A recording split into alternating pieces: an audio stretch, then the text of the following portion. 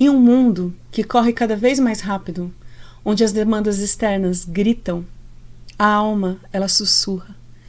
Mas quem consegue escutar esse sussurro? Hoje eu quero te convidar para uma pausa. Uma pausa para falar daquilo que a gente não aprende nas escolas, mas que muda a vida. O desenvolvimento pessoal com alma, com sentido e com presença. Vamos juntos?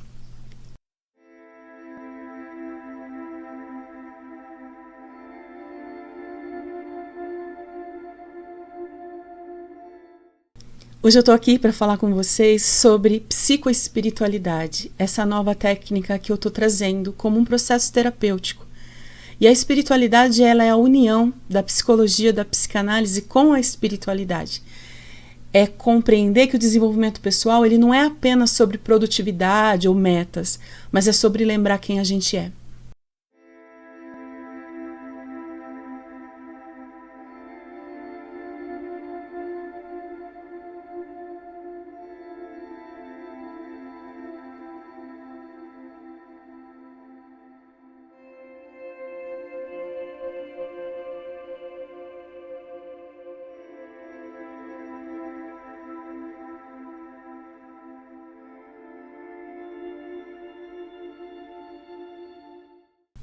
Hoje em dia é muito comum as pessoas buscarem sucesso, quererem ser famosas e ser excepcionais naquilo que elas são, mas elas se sentem vazias o tempo todo, apesar do sucesso. E também está muito comum pessoas vivendo crises assim imensas de ansiedade, mas elas não conseguem olhar e entender a origem dessa ansiedade. E o que eu faço aqui não é religião, é reconexão, é entender que a mente adoece quando a alma se desconecta de quem a gente é.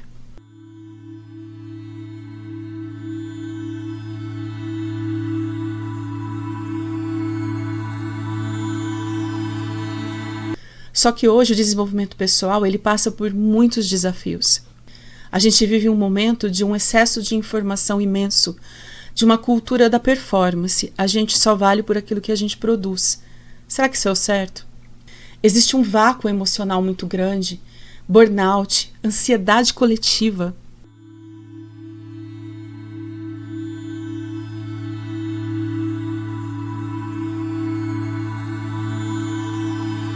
E é importante a gente entender que nesse contexto, a nossa espiritualidade ela entra como uma âncora, porque quando a gente começa a se escutar e a gente começa a se curar. Dentro do processo da psicoespiritualidade, que é essa novidade que eu estou trazendo, eu chamo de renascimento sistêmico e eu uso ferramentas que integram corpo, mente e espírito. Na minha abordagem, eu trago ferramentas que acolhem o ser por inteiro. Eu trago as esculturas familiares, eu trago a escuta psicanalítica, eu trago a meditação guiada, eu trago a medicina dos corpos sutis. E a base do meu processo, a base do renascimento sistêmico, ela é sólida, porque ela vem da psicanálise e também da análise junguiana.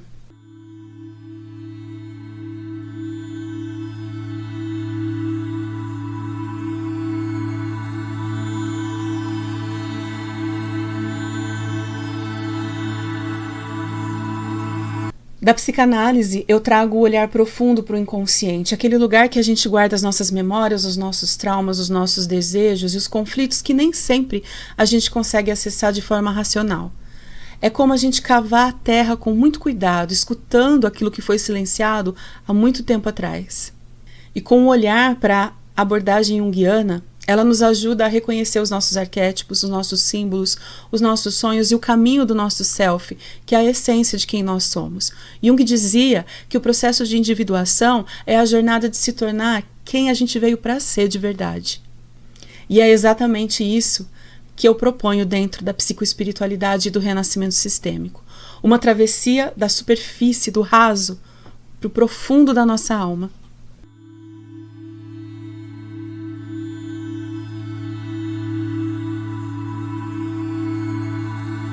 Nessa jornada, a gente une a ciência da mente com a sabedoria da espiritualidade. O inconsciente, ele deixa de ser só um lugar de dor e ele passa a ser a nossa rota, o nosso mapa de cura. E dentro do nosso processo do renascimento sistêmico, eu utilizo ferramentas que são profundamente transformadoras e que elas ajudam a alma a lembrar de quem ela é. E uma delas é o método das esculturas familiares, que é uma técnica que deu origem às constelações sistêmicas como elas se apresentam hoje. E através dessa abordagem, a gente posiciona simbolicamente os membros da nossa família ou os aspectos internos da pessoa, que é como se o campo revelasse aquilo que precisa ser visto, sentido e reintegrado. Ela é uma ferramenta muito poderosa para mostrar as lealdades ocultas, as dores transgeracionais, aqueles padrões que se repetem. E o mais bonito é que o nosso corpo responde, a alma responde.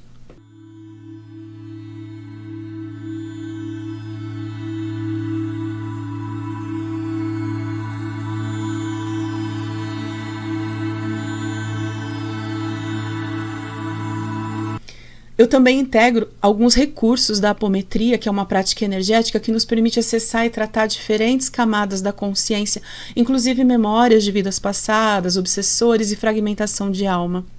É como se a gente abrisse um campo seguro para a alma se purificar e recuperar as partes perdidas dela mesma. E tudo isso a gente complementa com a medicina dos corpos sutis, que é o que observa o ser humano além do físico. A gente trabalha os chakras, os corpos energéticos, olhando principalmente o emocional, o mental e o espiritual. Porque muitas dores não estão no nosso corpo físico, elas vibram em outras dimensões do nosso próprio ser. E o renascimento sistêmico, ele é esse convite para olhar para dentro com profundidade, se curar com amor e, acima de tudo, se reconectar com a tua essência.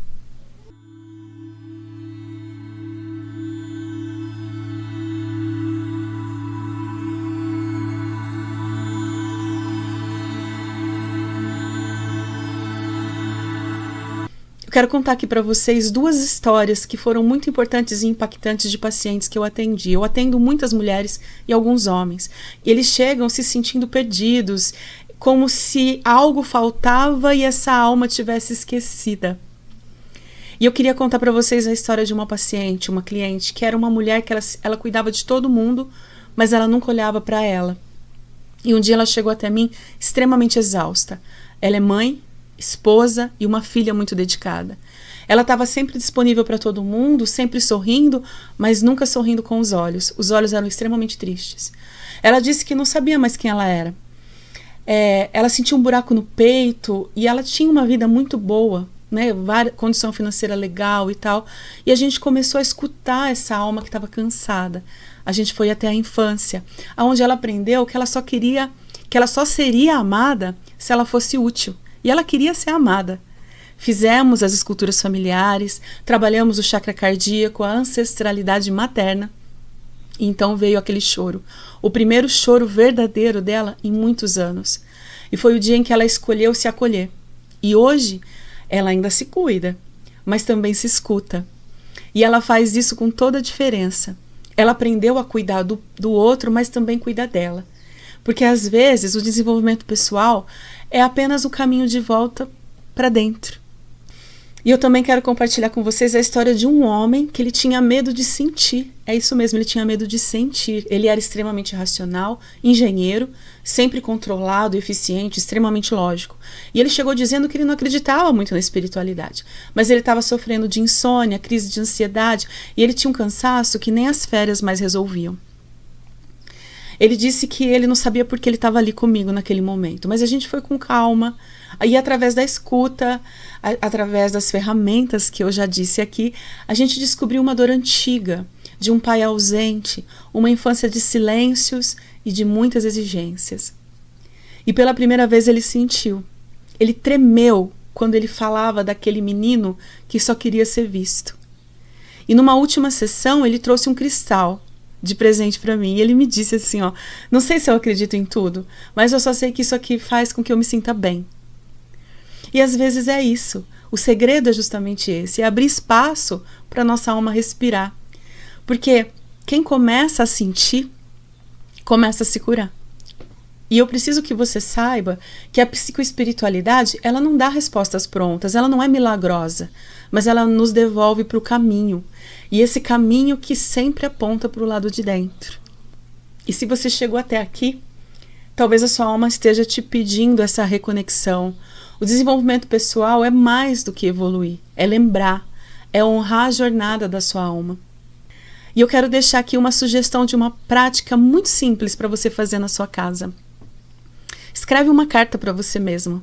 Senta num lugar tranquilo, num lugar sossegado, pega um papel e uma caneta ou um papel e um lápis e começa a escrever uma carta para você mesmo.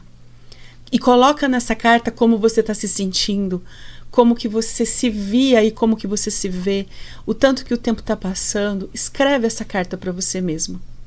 Deixa vir o choro, deixa vir a emoção, deixa vir tudo aquilo que precisa ser olhado. Escreve essa carta. Depois que você conseguir, que você der conta de escrever essa carta para você mesmo, guarda ela num cantinho, deixa ela lá. Depois de uns dias, quando você se sentir mais seguro, você respira fundo e lê aquela carta de novo. E perceba o que é que você está precisando mudar na tua vida, integrar na tua vida, ou de repente voltar para a essência da tua vida. E se você quiser escrever essa carta e depois me contar aqui nos comentários, vamos junto. Eu gosto muito de ouvir histórias. Isso faz parte desse trabalho que eu me proponho a fazer de uma forma tão bonita. E se você gosta desse conteúdo, se você acha interessante tudo que eu tenho falado aqui, me segue, ativa o sininho, começa a seguir aqui, se inscreve aqui nesse canal. Eu também tenho a minha página, que é a minha grande vitrine de trabalho, o Instagram, @DanilaPioGraciano. Vai até lá. Vai lá que você vai conhecer e através do Instagram você consegue falar diretamente comigo. Vamos junto. Se você quiser caminhar junto, esse canal é um espaço seguro para as almas em expansão, como a sua. Fica à vontade.